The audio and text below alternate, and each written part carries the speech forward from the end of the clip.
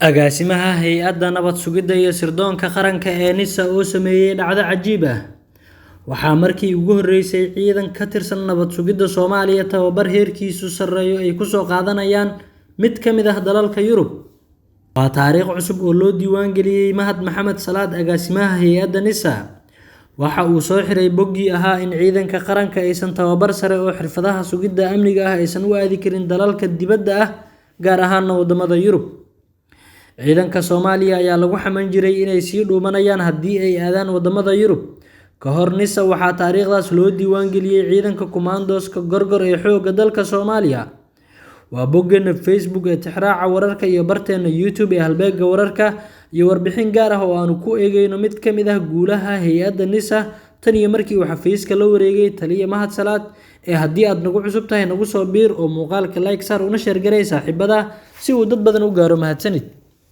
Waa hagaag daawada ugu horeyntii haddii aynu ku bilaawno xogo la helay ayaa waxa ay sheegayaan in ciidan ka tirsan hay'adda nabad sugidda iyo sirdoonka qaranka ee Soomaaliya ee NISA tababar loogu qaaday mid ka mid ah dalalka Yurub. Hay'adda nabad sugidda Soomaaliya ayaa isbeddello dhinacyo kala duwan ah lagu sameeyay tan iyo markii hoggaanka cusub uu la wareegay taliska nabad sugidda Mahad Maxamed Salaad oo horey u ahaa xildhibaan ka tirsan baarlamaanka Soomaaliya golaha shacabka. Xogo la helay ayaa waxa ay sheegayaan in shaqada laga diray howlwadeenno cusub halka qaar cusubna la qoray kuwaasi oo loo arko inay dardar gelin karaan howlaha shaqo ee hay'adda NISA. Taliska hay'adda nabad sugidda iyo sirdoonka qaranka ee fadhigoodu yahay Habar Khadiija ayaa waxaa lagu kordhiyay sida xogo dhanka amniga ah ay xaqiijinayaan kaamirooyin dheeraad ah iyadoo amniga aad loo adkeeyay si ka duwan sidii hore. Agaasimaha hay'adda nabad sugidda iyo sirdoonka qaranka ee Soomaaliya ee NISA Mahad Maxamed Salaad ayaa waxaa la soo warinayaa in uu tababar xirfad sare ah u diray in ka badan 170 askari kuwaasi oo tababar sare ku soo qaadanaya dalka Talyaaniga, waxaana la soo warinayaa inay casharro soo qaadanayaan oo dhinaca sirdoonka iyo sugidda amniga ah. Inkasta oo wararka qaarkood ay sheegayaan in Mahad Maxamed Salaad agaasimaha hay'adda NISA uu safar uga maqan yahay dalka gudihiisa, haddana xogta ayaa waxa ay sheegaysaa in dowladda Talyaaniga ay fursad siisay askartan inay u tababarto Soomaaliya dhinaca xuuraanka iyo xog raadinta iyo nabad sugidda howlaheeda kale.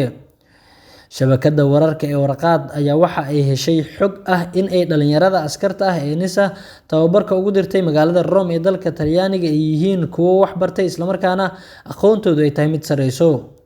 Waxaa wararka qaarkood ay sheegayaan in markii tababarka ay soo dhameystaan la rabo in lagu wareejiyo qorshaha sugidda amniga guud ee dalka iyo magaalooyinka waaweyn. Horey iskoorkan waxaa u haystay ciidanka gaarka ah ee Kumaandooska Gorgor ee xoogga dalka Soomaaliya, kuwaasi oo tababar heerkiisu sarreeyo ku soo qaadanayay xerada ciidanka Kumaandooska adduunka lagu tababaro ee Isbaarta ee ku taala dalka Turkiga.